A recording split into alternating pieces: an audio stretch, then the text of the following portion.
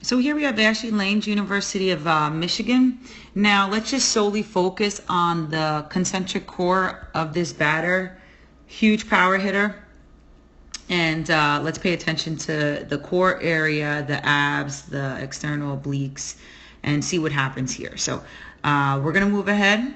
All right. She's pretty much getting to her toe touch. So she's going to her stride to split at this point. Now, as we previously discussed, at this point, she's going to be working that front hip first. I just pointed out with that 45-degree angle toe touch. And she's tightening up on that core. So right now, we already discussed that she's tight. Once she starts to release and start that full rotation of the core area, this is where she's going to enter a concentric release of the core abdominal oblique muscles. Now this continues throughout. So she may have a little loosening effect, a little contraction as she starts her rotation, but there will be a much longer contraction forward and more of a release forward as she goes and drives through that that axis of her front leg post.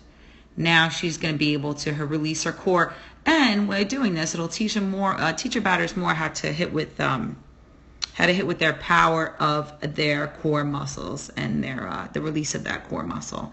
And she's still rotating, and as long as she's rotating on that axis of the front leg, she will still explode that force that she built up in her separation from her core. So again, this is another load and another explode. Another loaded area with potential to explode through the ball. Keep training your athletes to do this as such. Now pay attention to her back foot as well. If that back foot and that back heel was planted on the ground, if her knee was still back, if her weight wasn't transferred, she would not be able to flow through that rotational axis this well. She would be sitting back with a lot of weight still back here. She's on the highest point of her foot.